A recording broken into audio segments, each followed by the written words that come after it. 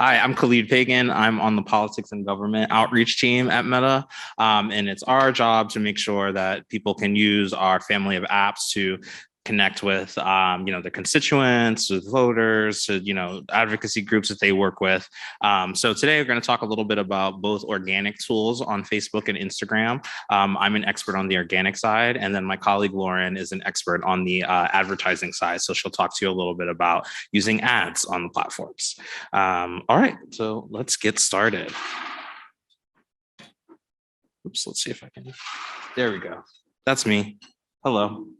And there's all right. Let's start off with some kind of the boring stuff, page security and keeping yourself safe on the platform. This is really important. You're people like you that work for, office holders, that work for advocacy groups are often targets from people who want to, hurt you politically, or just want to, cause some chaos by taking over like a verified page or something. So there's a couple of steps that you should definitely take to keep yourself safe. And I'm sure many of you know these, especially this two-factor authentication. It's really a security feature that stops more than 90% of hacking attempts. So there's one thing to take away from this presentation is please turn on that two-fact. I definitely suggest using an authentication app rather than your text message for that two-fact. I just find that it's easier to use. And especially if you are running if multiple people are running the same Instagram account or something like that, it just makes it easier if you're using an authentication app. Also can go through a privacy and security checkup. That just helps, make sure that you are understanding who can see your information and what type of information specifically. And the security checkup will also help you just like log out of accounts that you log out from devices that you may have logged in on once and still has access to. Okay, now, the other thing, this is just another plug for joining. It's a two-factor authentication. We'll go to this we'll talk a little bit more about this later, but facebook.com/GPA is going to have that one-stop best practices with a lot of these security best practices, as well as others. Definitely I'll put this slide back up later, but this is definitely something that you should take down so that you could do. Okay, now that we're kind of done with the housekeeping stuff, we can go into a little bit about messaging and like how you actually use the platform to spread your message. I've got some tips that are really like ways to be effective and reach your community, in a way that motivates them to action. The first and foremost is kind of like being authentic. This is something that's, really easy to understand, I think, but sometimes harder to pull off in practice, especially if you're talking about public policy. But what I would say about that is to just make sure that, the stories, like if you're talking about, a policy that you're supporting, make sure that you link it back very explicitly to how it would change people's lives and how it would actually, affect them. I know you think like a lot of times in the policy world, we think that things like this are obvious, but it's really important to help people connect the dots and why it matters to them and why they should, take action or be interested in this. The other thing is, highlighting important announcements. Let's go a little bit into just some more about being authentic. You can also share candidates. A lot of times folks say the person I'm working for or the organization that I work for, it's kind of having, maybe we're talking about things that aren't that visual, aren't visually exciting. That's okay. You can, go to the people who your organization is trying to help and have them tell their stories directly to camera, like show off that authenticity. Again, and you also just want to make sure that you're talking in a perspective of we. Talk to people like you're working towards common goals. All of that will help them connect with you a little bit more. Talking a little bit more about highlighting important announcements. This is where like our platforms are, you want to make it so that,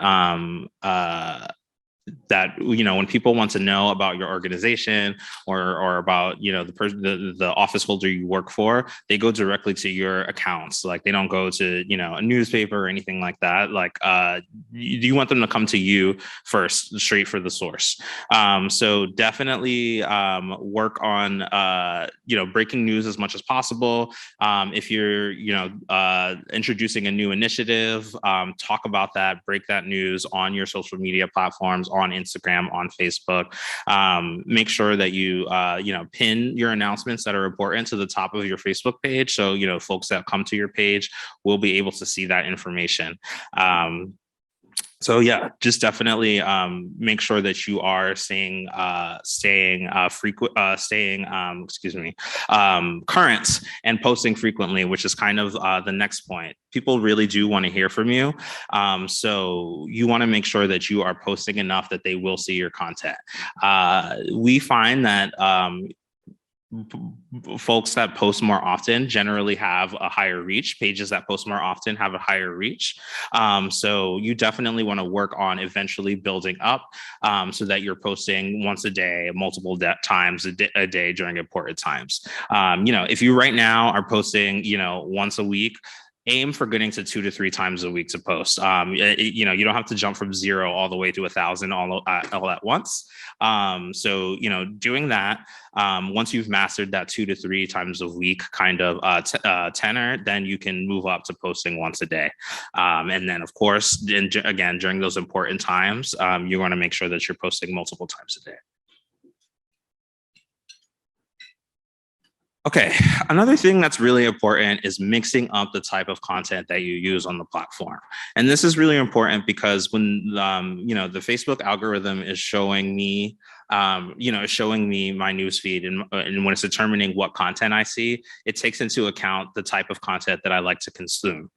For example, like I'm the kind of person, generally on the platform, people love video. So I'm sure you know that your videos can perform very well on the platform. But I'm the kind of person that I'd rather, like read an article about it instead of watching a video.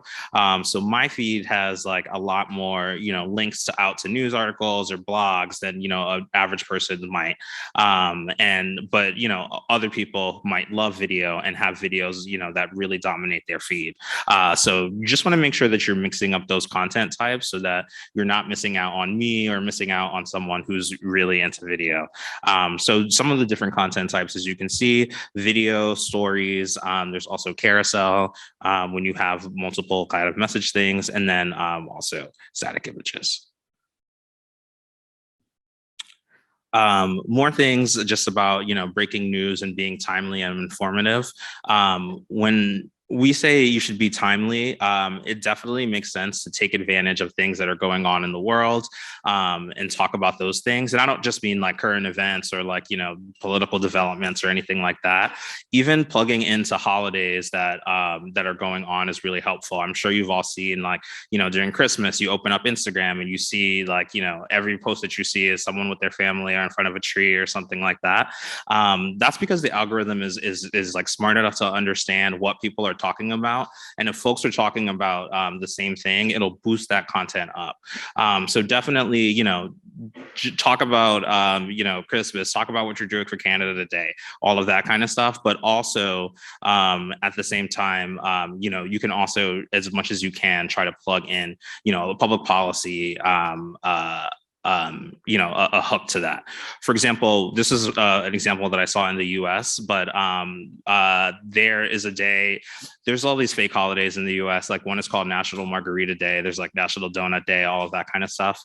But a state legislator in the Southwest United States, I think it was Nevada maybe, he had some legislation that would have stopped like a sin tax on alcohol from going up. And he posted something that said like, hey, it's National Margarita Day. If my legislation doesn't pass, you'll be paying an extra $1 per margarita for the same thing next year. And that post performed really well, even though not necessarily things that people, are always thinking about post margaritas, but he was able to plug into that, and it boosted that content. So just try to do that as much as possible if you can.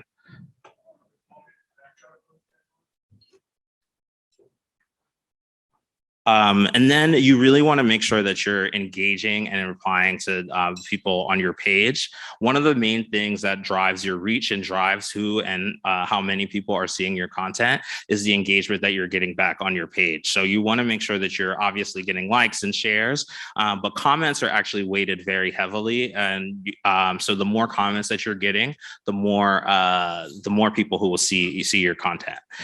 I always think that the hardest thing to do is to get someone to comment on your page or on your post for the first time. Once they're there, you have the power to say, thanks so much for posting. We appreciate your support, things like that, answer their questions, respond to their concerns. And that will get them to come back more often and come back and post again. People really appreciate that recognition, even if it's just you liking their comment, which doesn't take a lot of time on your side. So that's definitely something that I always will suggest. A lot of times folks will reach out via Messenger. If you do have that set up, I would just say it doesn't have to be a part of your strategy, but if you're not using Messenger and folks are messaging you, you're definitely going to want to put up an auto response that just says like, hey, we don't monitor this channel. Instead, you can go to our website, or instead you could call our number or whatever like that, just to make sure that folks are not getting a response from you. The other thing, and this also goes back to being authentic, going live is a really powerful tool. You can, it's powerful for a number of reasons. One, as you probably all know, it will send a notification to all your engaged fans saying, so-and-so is going live. That is really powerful. It gets a lot of people there. We actually find that once on a live video, folks watch it for triple the amount of time and they leave 5 times the number of comments. So definitely make sure that live is a part of your toolbox and use it as much as possible. The other things, this kind of goes back to that engagement and commenting. With the new pages experience, you now should just be able to comment directly on the news feeds of other pages. So, if you're working with a policymaker, if you're working with another advocacy organization, you can comment on their content and say thanks for your support or thanks for your partnership on this, and that will boost both of you. That will boost your feed content and theirs in the feeds. The other thing we say is just exploring Facebook groups. A lot of sharing on the platform is moving away from the feed and into groups. So we often find if you're trying to build a community or work towards a certain goal, Facebook groups can be a good way to coordinate all of that.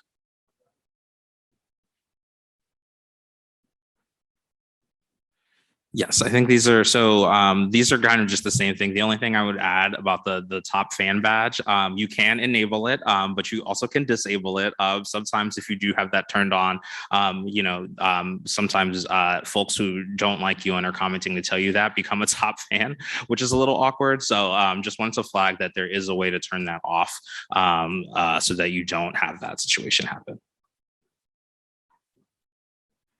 Okay, and then Messenger, I won't spend too much time on this just because I know it's not something that everyone uses. But again, if you do have this set up, you're just going to want to make sure that you have a greeting that says, we're not going to be monitoring this. And if you are monitoring it, if you do want to use, you can actually set up kind of a little bit of a messenger tree where you can someone can come in and say can message you and you can say, do you need A, B, or C, and then route them to the appropriate place. So definitely on that facebook.com/GPA website, there are resources on how to get that set up and all of that stuff. So if you are interested in Messenger, definitely check those out. Going a little deeper into live, some ideas of what you can do to go live. A lot of times people say, okay, I'm sold on the concept, but what should I actually do on my live? So a bunch of different things you can do. You can make, just live comments. You can do a live Q&A, which is really popular on Instagram, where, you have someone for your organization or the policymaker you're working with, just sitting in front of the camera and answering the questions that come through in the comments. we always say that you should try to go behind the scenes as much as possible, show like, the nuts and the bolts of like your day-to-day work and what that actually entails.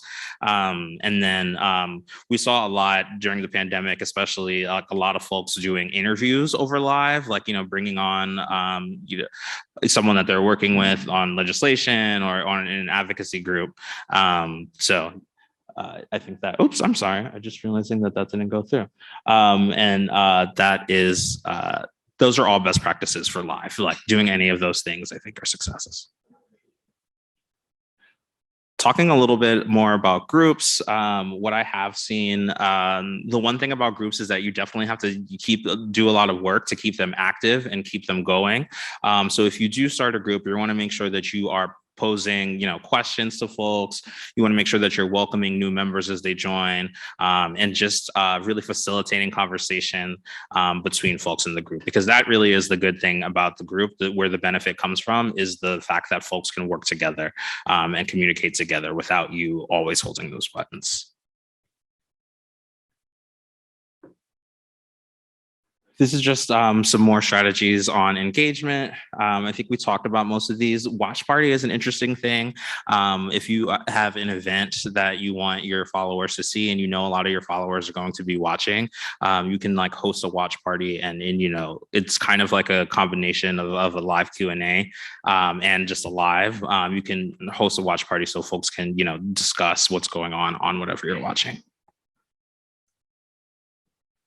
Okay, just going a little bit deeper into that engagement of other pages and profiles, you're going to want to make sure that you tag other pages, allow other pages to tag yours, and even like, work behind the scenes, email your contacts at other organizations and say like, hey, do you mind like sharing and commenting on this post? And doing all of that really helps. I will say that one thing that does not work and will actually harm you in the algorithm is if you actually say share this or comment this in your Facebook post. That actually does it. We consider that engagement bait. So don't do that. Just allude to the fact that you need folks to share.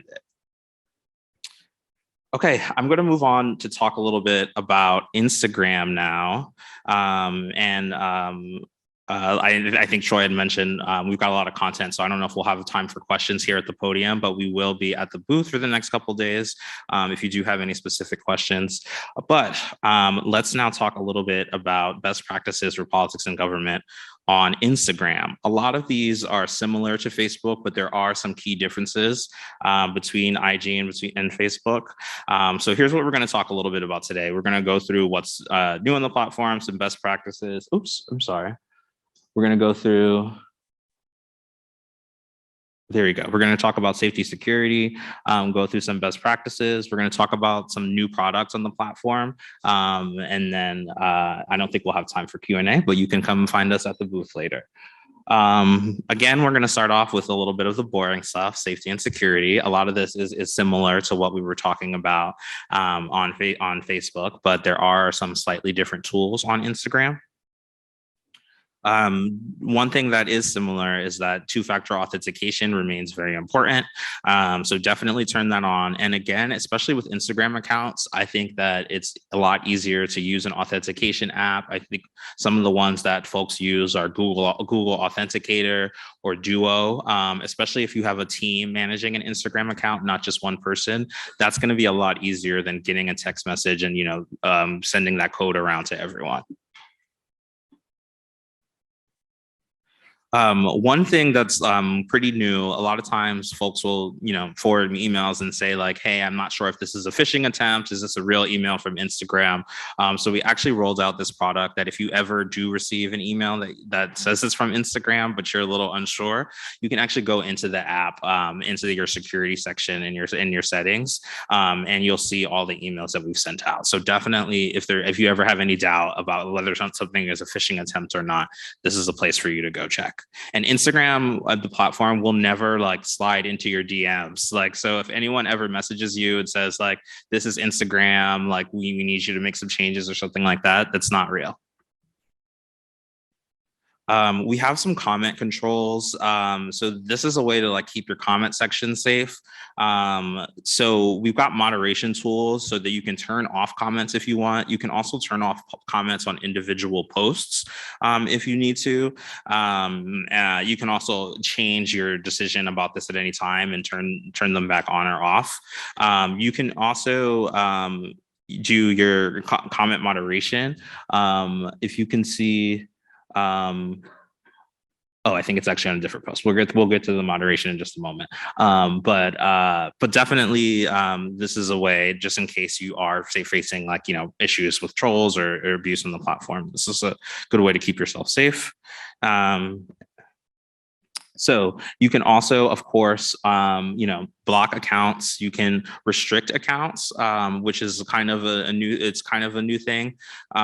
Basically, what if you restrict an account, that account will still be able to post onto your, post on your a comment on your post, I should say, and everything like that. But no one except for that person will see those comments, and you, obviously. So the person will just kind of be like screaming into the void. So if you've got someone who's just like persistently annoying, that could be a way to just turn down the volume a little bit. You can also remove followers. They won't get a notification. They can always follow you back though.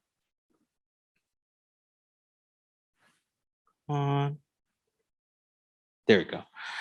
So this is what I was talking a little bit about our moderation tools. We have like a profanity filter. If you need to, protect yourself against like nasty messages, that can go on for your comments and also for your DMs. Messages containing like offensive stuff will be filtered into like a different folder. You can see it says like hidden requests there. So yeah, you can also apply again your hidden words to your comment section if you need to. The last thing kind of on our list of safety tools is called limits. This is kind of a tool that's for like those high pressure moments where there's like a lot of attention on you. If that ever happens, it's kind of like a kill switch. So if your account is experiencing like a lot of harassment, you could turn on these limits, and then you won't be able to get commented from like new followers or things like that for a little bit. So you can turn that on, and the duration is as long as you choose. Okay, let's talk about more fun stuff now. Storytelling on Instagram, and like how you can use this platform to show off what you're fighting for, who you're trying to elect, etc. So the first thing I think first and foremost is setting up your, defining your mission on the platform. What is this account for, and what are you going to be showing off? What are you going to be showing off? What is your purpose? Showing off, developing a story, and really sticking to that narrative over all of your posts and keeping it in mind is going to be something that's really important. You're going to want to have a strategy for each of the surfaces of Instagram, which we'll go into in just a moment. And then also we'll talk a little bit about insights and how you can evaluate how well your content's doing. Okay, this is the Instagram of the United States Transportation Safety Administration, and they have an extremely good Instagram account. Really wanted to show off their account. Their content is really engaging. So I don't know, if you've flown into the U.S. and please don't tell them this. I have to fly back in this weekend, but they're not TSA generally not necessarily the friendliest people that you would think of, but their Instagram account is certainly engaging, and I would say even friendly. They use it to show off like the cute dogs that they have working at airports. They use it to show off they use reels on that last one to show off like spooky things that they got over the Halloween weekend that they were taking away from people. So this is a good example of like an organization that has a very kind of dry mission, but they were able to find a way to make it interesting and make it fun. So I like using them as an example because I like to say like, if the people who are just searching bags could do it, you can definitely find a way to make your content and whatever issue that you're working on interesting. Okay, I want to talk a little bit about the different surfaces on Instagram, just to make sure that we all know what we're talking about. So we've got feed. That is where your posts live permanently. When folks open their app, they go to their feed, and that's what they're looking at. Stories are, like our interactive surface. Instagram Direct, that's like messaging with folks. You can also use story highlights, which we'll talk a little bit about in a moment. And then some kind of newer platform surfaces, I should say. We've got Reels. There's obviously Instagram Video, which is huge. And then Instagram Guides is new. And we'll go through all of these one by one. Let's start with feed. This is really like where you want to show off what you believe and the things that you want to stay on your platform long term. So there's a lot of ways to create interesting content for feed, but you want to make sure that you find a posting cadence that works for you, and keep your voice really consistent. So for example, this is Visit Japan. Oops, sorry. That did not work. Okay, there we go. This is Visit Japan. And they have a really great Instagram account. We're going to break down a little bit the real estate on an Instagram profile and talk about how they're doing using best practices here. So right now, the section that's highlighted is the bio. They do a really good job of concisely telling folks, who we are, this is what we're working for, and like, here's how to find more information if you'd like. Try to do the same thing in your bio. Make it, quick and snappy, but folks should be able to read that and have an understanding of what they're going to see, the type of content they're going to see. That section there, those are your story highlights. So we'll talk a little bit more about stories in detail later. But these highlights are ways really that you can keep your past stories accessible. So you can actually group them together thematically. So if you want to talk about, different parts of the country you're working in or different projects you're working on, you can keep those stories together. And then this is the feed or the grid, some people call it. This is, of course, like, the heart and soul, I would say, of Instagram. Want to make sure that you keep this populated, post consistently. So if people are coming to your profile, they have new things to look at. And like, obviously, Visit Japan, they have, I don't want to say it's an easy job, but it's a beautiful country. Like, this is a great platform for showing off, pictures of nature and pictures of, the outdoors. Not everyone's going to have, obviously, that same natural those natural resources to use. But as much as you can, you'll want to try to show off something interesting. It doesn't have to be, visually beautiful. It could just be, someone talking about why something matters to them. So we'll go into that a little bit more in a moment. But let's talk about Instagram stories. So stories really is the place to share what's happening in the moment. And it's also a way to get folks to really engage with you and talk to you in a different way. So let's talk, the heart and soul kind of stories is this sticker tray. And that will allow you, as I'm sure many of you know, to use different kinds of effects on your stories. So you can definitely, use, you can ask questions to your audience. You can definitely tag the location you're in. You can mention the folks that you're around. There's also some other ones. You can like link to places. You can raise money for a nonprofit.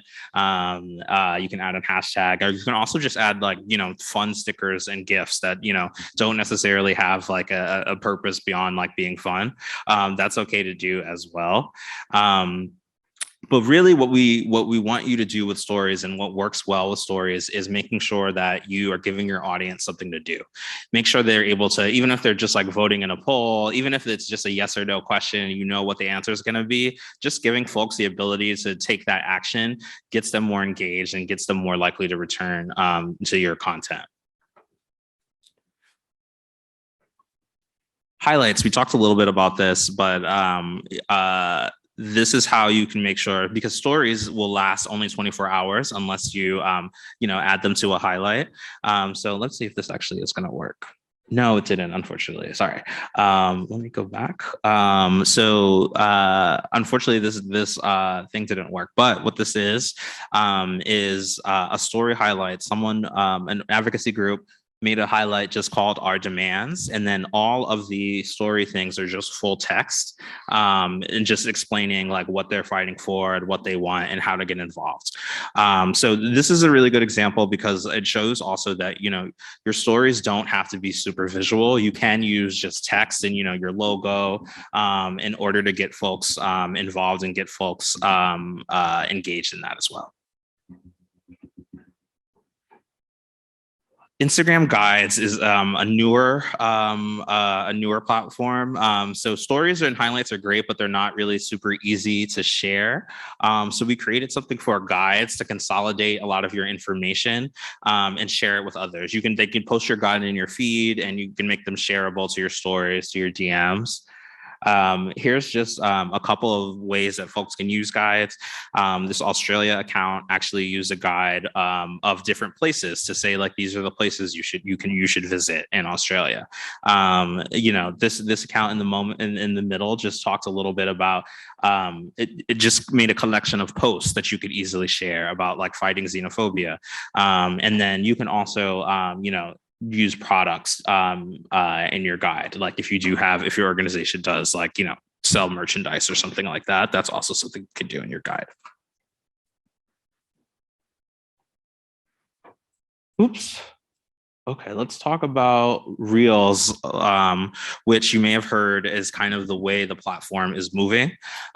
Reels is really going to be the place for you to get creative. A reel is basically a combination of, you know, video, sound, and text that you can use to, you know, to send your messages out.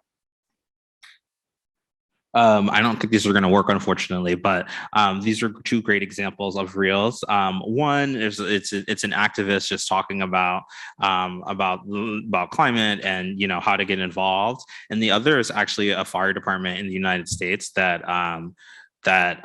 used reels to recruit new firefighters. And they said that after they used that, they got like double the amount of applications that they did before.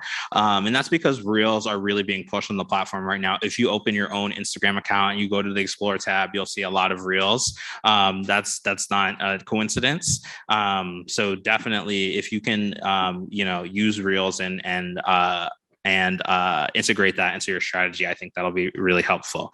And some specific examples of how you can use reels.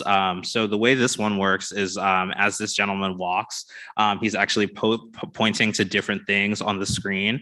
As he's pointing, they turn blue. So you get to kind of see every single one of his points separately and understand like what he's working for. You can also just do like a green screen. Like, you know, sometimes it's okay if you don't have like a beautiful background like Visit Japan does and everything. You can definitely put up a green screen, put up something else behind you just to make it look a little bit more interesting than you're standing, you know, at in your office and, you know, got in your cubicle, something like that. And then just video in general. So in the past, we had like Instagram TV and things like that, but now everything is just integrated into Instagram video. So you can post videos that's up to 4 hours long. Don't do that. No one's watching a 4-hour video on Instagram, I promise you. But it is a place where your long form content can live. So if you do have something a little longer, if you want to show off a clip from an event, if you want to show off, you know, part of a debate or something like that, this is kind of the place where you can do that. One cool thing about video that we've rolled out recently is that you can actually now create a series of your videos. So you can say it kind of in the similar way that you can do with your story highlights. You can set up a video series that says like, you know, this is, you know, this monthly event that we do. We've got videos from it every month, or like this series of speeches. We've got video from each of them. So definitely would encourage you to use that as well. Using live on Instagram is another great way to connect. One thing that I think everyone should know is that live on Instagram is kind of inherently different from live on Facebook. Facebook Live, once you finish that live, it'll live on your page forever. You'll have all that content, all that information. Instagram Live actually isn't like that. It's really ephemeral. So it's really about making connections with people at that moment. So you're going to want to make sure that you take, do some best practices as you are going through, thinking about doing an Instagram Live and going through that process. First and foremost, you're going to want to make sure that you promote that in advance. You might see that folks always, are saying, hey, going live on Wednesday. You might see it in their stories or something like that. Make sure that you do promote that so your fans know that you're going to be talking to them. You can also post a countdown on your story to going live, and then it'll notify folks when you do go live. You also just want to maximize your broadcast. Those ways you can do that, invite a special guest, join a live room with others, and work with your partners to invite more folks. Just really try to maximize because no one's really going to see it after it's finished. And then while you're live, you're going to want to make sure that you pin a message to the top that just contextualizes what's going on. Can't tell you how many times that I've gotten a notification that someone's going live like 20 minutes after it started, and then I jump in and I have no idea what's going on. So make sure that you just add in you can pin a comment that says, hey, today we're talking about X, Y, and Z with, Dr. So-and-so. And then engage. Really, folks are going to comment on your Instagram lives and are going to want to take that. They're going to want feedback from you. So just try to make sure that you're able to, you're able to take on that engagement and respond to it. Live rooms, I mentioned briefly, but you can now go live with up to 3 other guests. So this is a really powerful way to, work with your allies to reach all of your collective audiences together. So this could be really good for like big announcements or priority events or things like that. Okay, quickly, I'm going to go through some updates on some products. You may have already seen Instagram collabs. You can post at the same time as another account. I will say that in my experience, it really does help to boost your content in the feed when you use this platform. So definitely make sure that you're doing this with folks that you're working with. The add your sticker, it's a great way to encourage your audience to participate in trends and what's going on. So that basically you put it on your story and then folks can add to it. So this one, what they're doing is the prompt is show off what your current view is. And then everyone's taking a picture of what they're looking at the time. The link sticker, in the past, you had to have 10,000 followers to use a link in your stories, but now you can actually just use that link sticker. Everyone has the power to use that. So this is actually really powerful. Make sure that you're, linking folks to where you need them to go. Another really important sticker is the caption sticker. Just want to make sure that you have that you're making sure that folks are going to be able to access your content even if they're not able to hear. So this will actually automatically create captions for you based on the audio in your story. And then if a posted verse has been removed, you could check your account status to see whether it violated our community guidelines. And then you can appeal straight from there if that does happen to you. All right, that's all I have on my end. I'm going to pass it over to my colleague Lauren to talk about ads.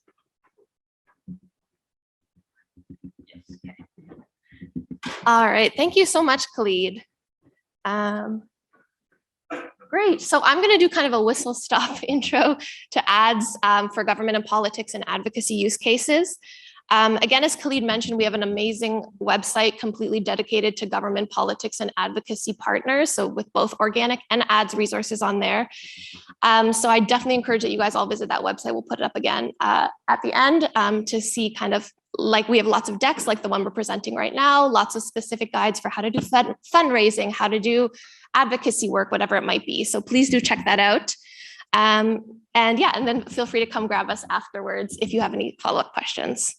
All right, so a lot of what Khalid talked about when it comes to your organic strategy is focused on building community, right? Like the purpose of reaching people, the purpose of engaging is that you want to have a sense of community with your followers, because that's really how you get good engagement. And then that's how you get followers to take kind of the actions you would like to get them to take, such as donating to your organization, turning out to vote, whatever it may be.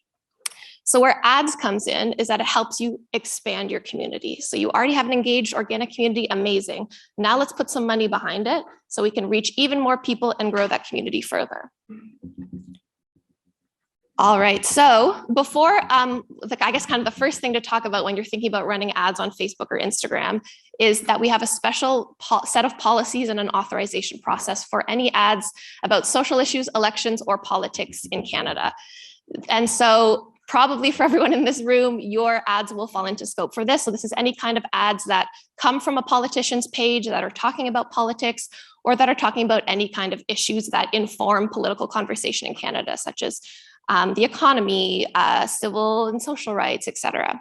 So if you're planning on running these types of ads, you will have to complete our authorization process, which is just set up as a way to kind of, first of all, make sure that anyone who's placing these types of ads is actually located, is a real person, first of all, and is actually located in Canada. And then also we have some increased transparency around these types of ads. So it's very clear who's paying for them, who's responsible for them, and anyone can access that kind of information. So you'll go through an authorization process, you'll confirm your identity, you'll create a paid for by disclaimer for your page that will accompany your ads. And then your ads will live in the ad library. They'll kind of appear like this. And so anyone can go and access that and see kind of really clearly who's responsible for that ad. All right, so again, we have lots of great resources on the website about how to kind of get through that process, or feel free to just come find us afterwards if you have some questions about navigating that. All right, so once you're all authorized, amazing. So now you can start to think about running your ads. So the first kind of easy access point into running ads is to boost a post from your campaigns page. So this is when you have kind of an organic post that you've already created, and you just want to put a little bit of money behind that so that it can reach more people. And so this is kind of a really nice, easy, lightweight way to run an ad. And when you do this, when you kind of boost a post, you can then target people based on age, location, gender, or interests. And then if you want to kind of get to the next level, then you can think about kind of running an ad campaign through Ads Manager, which we'll talk about in just a second. So Ads Manager, again, like boosting posts is really quick and easy. Great way to get started. Ads Manager lets you do a little bit more though. So this is where you can really kind of have a great overview of all of your ad campaigns, make changes, edit as they run. We have a great step-by-step process, which we'll touch on, for how to actually build out your campaigns. You have a lot in terms of kind of controls you can access for customizing how many times the ads are shown, to who they're shown. And also there's a lot of great kind of data and metrics you can see in Ads Manager about your ad performance, right? Like how many people watch 3 seconds of your video, how many people watch 15 seconds of your video, etc. So there's just like a lot more you can do in Ads Manager. And then we'll talk a little bit about Business Manager as well. So this is kind of the hub for all of the assets of your organization. This is where to keep everything organized. And when we're talking about assets, we mean pages, Instagram accounts, ad accounts, pixels, which we'll talk about in a second. But this is just a great way to kind of keep everything in one place, and it gives you a really clear snapshot of who has access to what. And this is really good for campaigns where I know there's a lot of turnover. If you have people coming and going, this is a great way to kind of get really clear visibility on, okay, who this person's posting, let's make sure they have access to the page. This person's running ads, let's make sure they have access to the ad account and the page, et cetera. So it really it's a great way to keep things organized and get a really clear snapshot of everything that's happening. And it's also a way for you to safeguard your organization, protect your assets, right? To make sure that you ultimately, some random person who was a page admin at one point and no longer is, can go off and do something with your page. All right, so this is everything we kind of talked about in order to what you need to get started with running ads. So you need a personal Facebook account, you need a Facebook page, you need at least advertiser access to the page so that you're able to run ads through the page. You need an ad account. This is kind of like what Ads Manager is, but this is the account that pays for the ads basically. Your business manager, a payment method, credit card is usually the easiest way to go. You need to complete the authorization process, and then you need to have your approved paid for by disclaimer. So once you have all that checked off, then you're ready to go to start running your ads.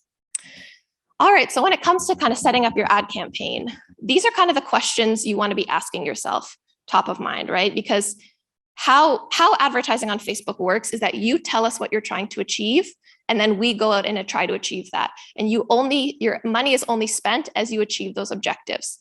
So you really want to be clear on what you're trying to accomplish with your ad campaign and clearly telling that to our systems. So our systems are amazing. We have lots of great machine learning tools that are going off and trying to find people who are going to donate, or people who are going to register to vote, or people who are going to register to volunteer for your campaign. Our systems are great at that. So you want to make sure you're giving them the right inputs. You're being very clear, telling them what it is that you're trying to achieve.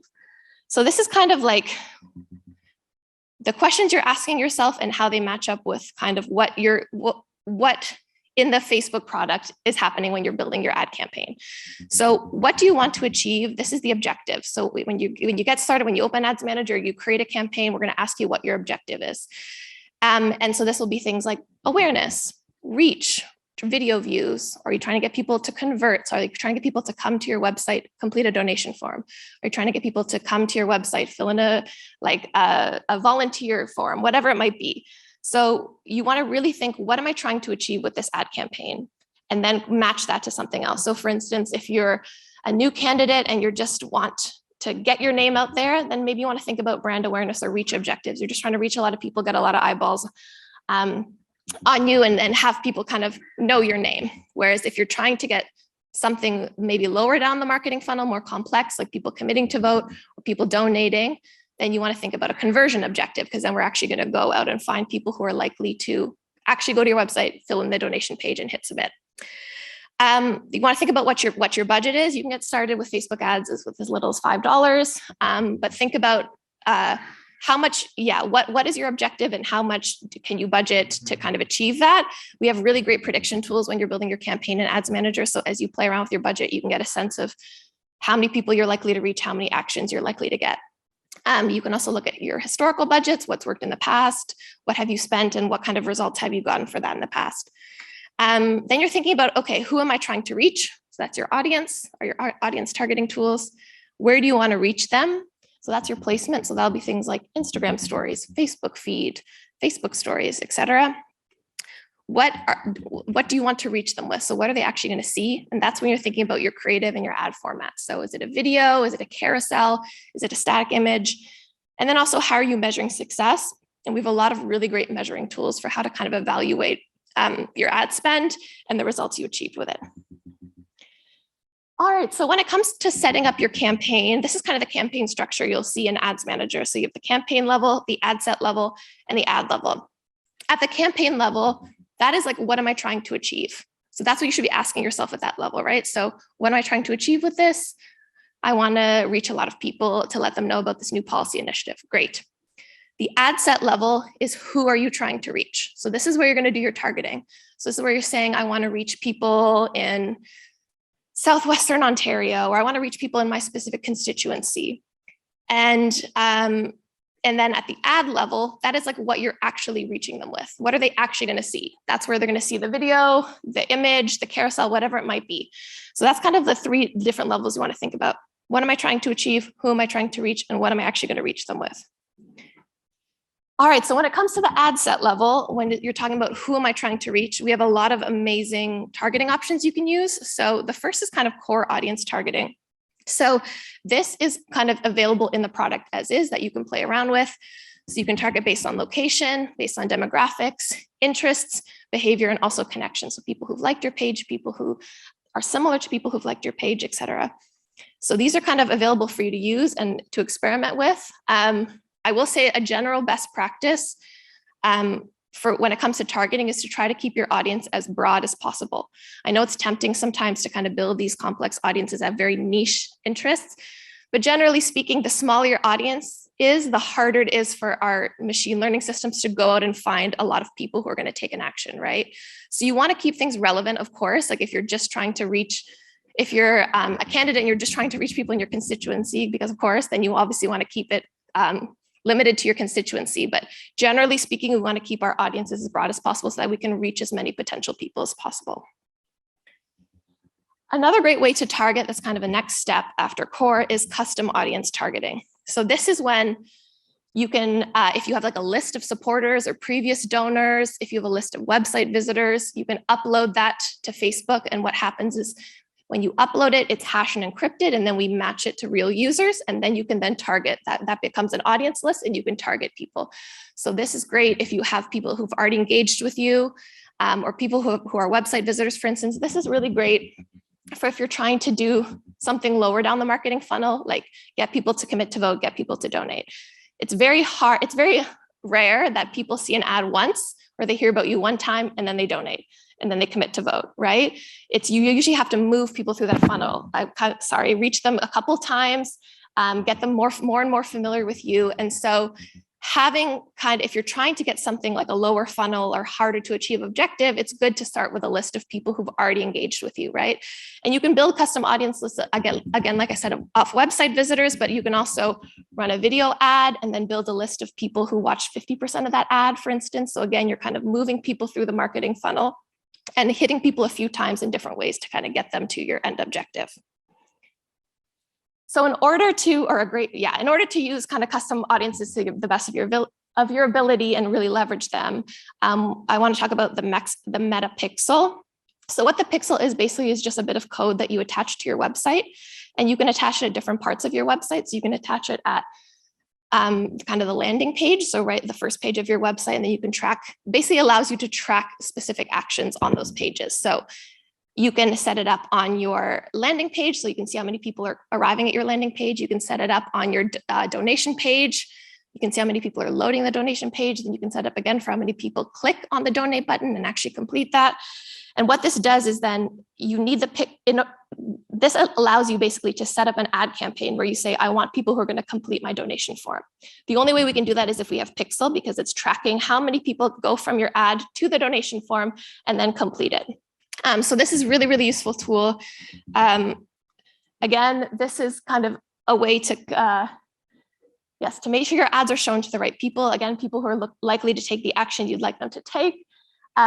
Helps reach people to donate or to commit to high-level activities. And again, it also just helps you build lists, right? If you run a campaign and you're directing people to your website, then the pixel will capture that, and then you'll have a list that you can then use again to retarget or remarket to them later. So a really, really useful tool for sure. So these are just some additional examples of the different kind of ways you can think about using this. So again, people have visited your website, people who've engaged with your app if you have an app, people who just engaged with you before, or if you've run a lead campaign and you have leads, you can kind of upload that list again. So that's great. And then finally, we have lookalike targeting. This is really, really useful targeting tool if you're just kind of getting started and you just want to expand your audience. Lookalike, basically, you say, I want to go find more people that look like this. So a really easy way to kind of use this first off the bat is to build a lookalike audience of people who already like your page. So you just say like, hey, I want to reach people who look like the people who like my page. That's a really easy lookalike audience list to build. Or you can upload a custom audience list and then build a lookalike audience based off that custom audience list. So again, it's going to kind of go look for people who act similarly or engage with like similar content as the people who are on your list. So again, a really great way to kind of expand your reach there. All right, and I'm just going to talk a little bit about measurement today, or like how to measure your solutions. We have a lot of there's a whole rabbit hole we can go down, but I think this is a really useful one for campaigning or just a really kind of lightweight way to test. This is called A/B testing or split testing. And so what this does is maybe before you launch a big campaign, you want to do a testing period to be like, hey, what kind of messaging will really resonate with my audience? What kind of creative, should I invest more in this video ad or should I invest more in this image ad? A/B testing is amazing because basically what you do is you create your campaign, we split the audience into 2 equal groups, and then we'll compare kind of how people responded to message 1 versus message 2 or whatever variable you're testing. This is a really great tool to use. Again, if you want to kind of do a little soft launch or run some tests before you do a big campaign to really make sure that you're sending out or you're investing in the messaging that's really likely to resonate with your audience. All right, so speaking of messaging that resonates with your audience, okay, what does it really take for a message to resonate with people? So we're gonna talk a little bit about creative now. So what are you actually showing to people? So Khalid mentioned this in his organic presentation, but again, it's kind of similar for ads, right? You want to kind of mix up the different types of assets because again, you're trying to reach as many people as possible. Some people might only really respond to video ads. Some people might only really respond to carousel ads. Some people might be in stories. Some people might not be in stories. They might only be in Facebook feed. And you really want to make sure you're putting out stuff to fit everywhere so that you can reach as many potential people as possible. And this is sometimes we have in our mind that certain people are somewhere, like young people are only on Instagram stories, for instance. There's no older people there, but that's not always true. And again, each individual person reacts differently or engages with different types of content. And so your best bet is really to kind of mix it up, to put assets in all the different placements, and to really try to reach people in as many places as possible with as many formats as possible.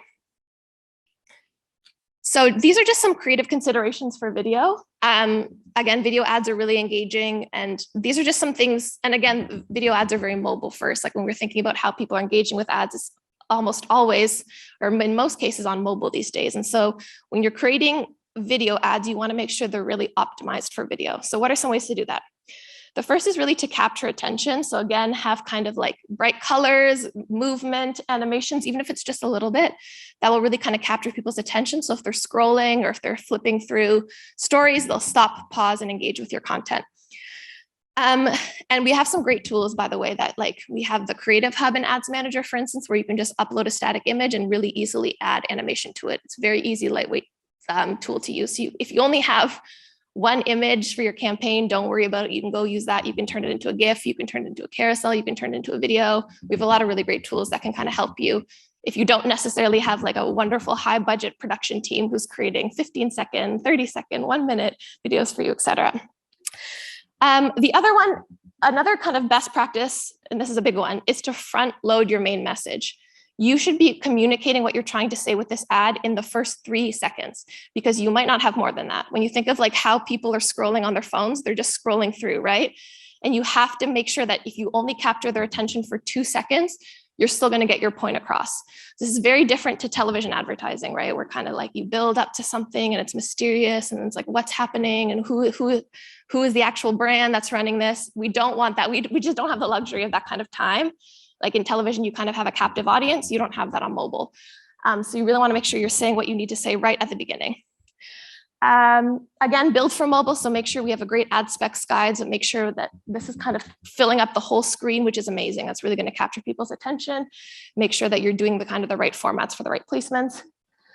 15 seconds or less is the best way to go. That helps us kind of put you in the most amount of placements. If you have a 30-second that you're really wedded to, you can have that as well and put that on Facebook. But I would encourage you to cut that into a 15-second as well, so that again, we can put it in more places, such as the stories placement, for instance.